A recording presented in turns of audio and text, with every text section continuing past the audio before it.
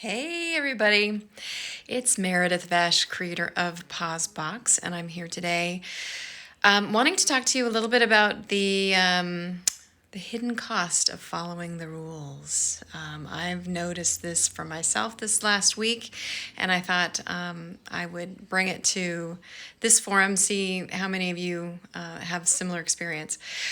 This week, if you've noticed in my social feed, I created a bunch of posts about images of nature in her winter restful season. And on top of those images, I put all the objections that we tend to give ourselves for not taking a pause. And the idea came to me because it was so absurd.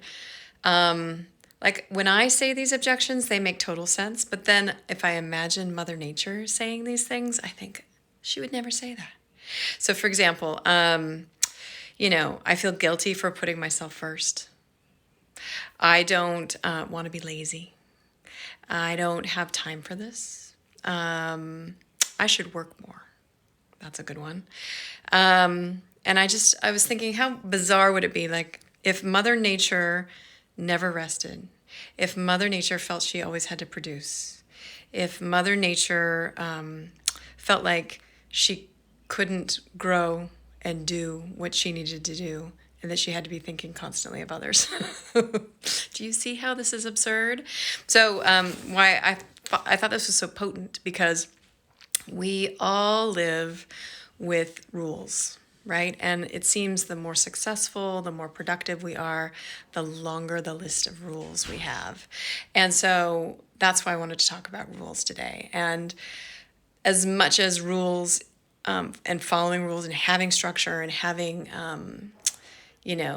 commitments and routines, and as much of that is part of personal success, it can also be a way to hide.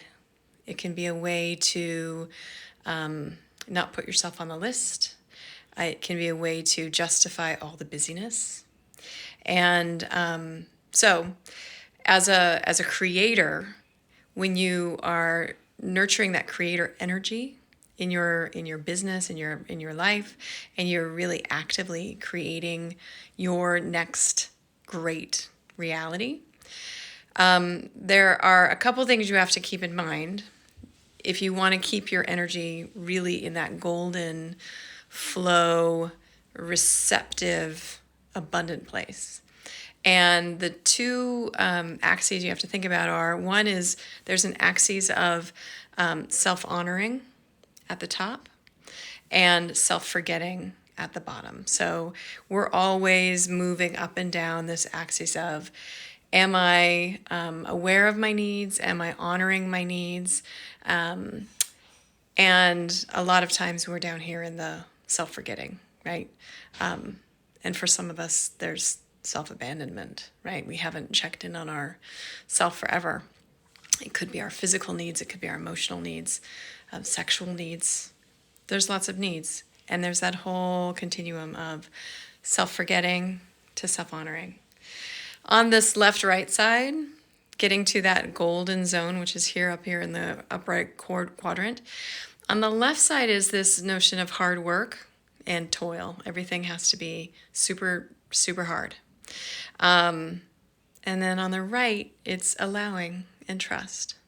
So you see, you're always on these axes, and you're always making a choice whether you're getting closer to the golden zone or further away from the golden zone.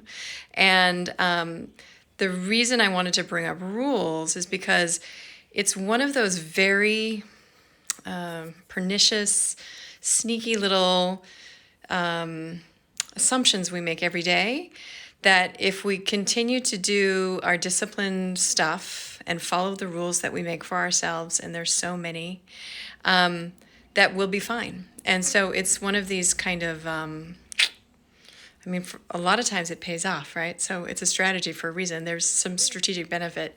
But what it does is it takes you out of the present.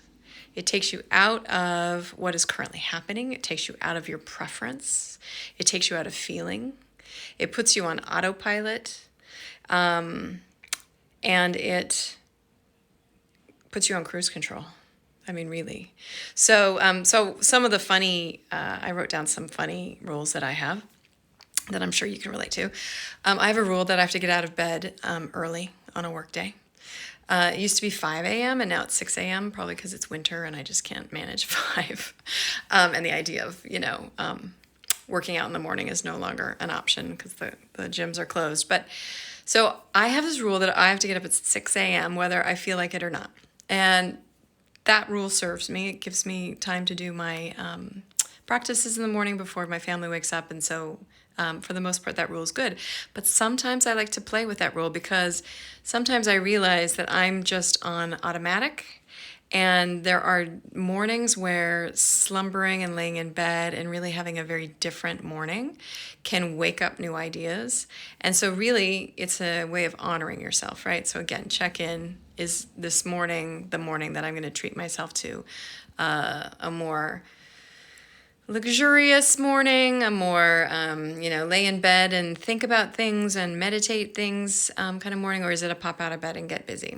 And both are good. I'm not judging. I'm just saying, are you checking in or are you following a rule? I have tons of rules about eating. I'm a picky eater and have always been on a diet. So like my little brain has all these filters about what should I be eating, when should I be eating, how should I be eating. And a lot of times I miss out on nourishment just because I'm so obsessed with, well, that's good, that's bad, and labeling things. How many hours do I work? This is a big one.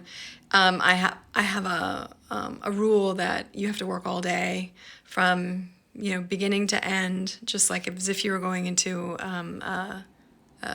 corporate business, and that's quote a work day, and anything less from that is not okay.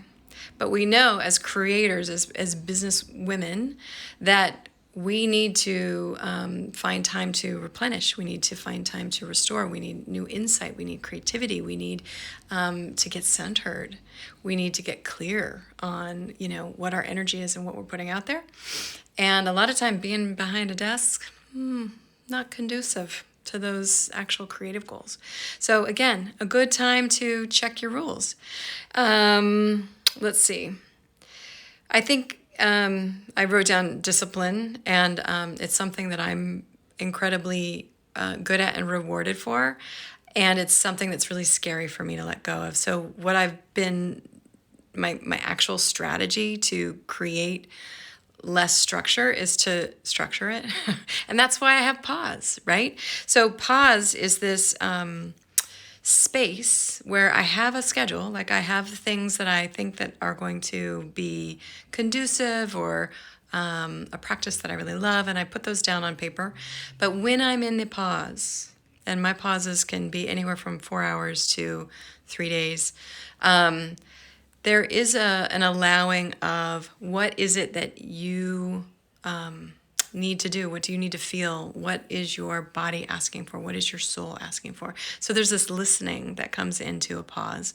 And it is crucial in a pause to follow that impulse, right? So honor what is true for you in the moment. And that's that presence. And that's the reward. So when we step off the rails of rules, we get the reward of presence. And when we're present, we get all sorts of gifts, right? We get joy, we get pleasure, we get profound connection, we get insight. So from my experience, I'm trying to think, have I ever gotten that out of a rule? No, rules take you out of the present. They put you on either a future task or you're spending time thinking about your checklist and what you've already accomplished. So I really don't think rules are congruent with this notion of self-honoring and presence. And without that, you're missing out on a ton. So that's my guidance for today. Maybe start noticing what rules you have. It's almost laughable, the ones that I have. I had one the other day that I really wanted to take a shower at night because I was just like, oh, that feels so good. But I didn't want to get my hair wet because I didn't want to sleep with wet hair. That was a rule. right? So I didn't do it. And I was like, come on, you're 50, almost one. You can go to bed with wet hair or dry your hair. Like there are ways around these rules, Meredith. So I would love to know what funny rules you have, serious or not serious. I'm sure we have a ton, and they mostly serve us, but oftentimes they don't. And that's when you need to take a pause. And so let me ask you or invite you, very importantly, to a pause on January 29th. It's 1 hour from 11 to noon Pacific time. And it's a chance for you to get off the rule railroad and really center in on that self-honoring. What is it that's true for you? What is coming up for you? What do you need to honor about yourself today? What feelings do you need to feel? And I promise you that it will give you, the minute you allow that to surface, a huge energy boost. You will immediately switch into that golden energy of flow and insight and inspiration. So take that hour, give it to yourself, and join me. I will put the details of the event in the comments below. It's you can register via Facebook, and I really want to see you there. Okay. So comment about your rules and come join me next Friday at 11 for a pause, a take a break from busy. Join me. Bye.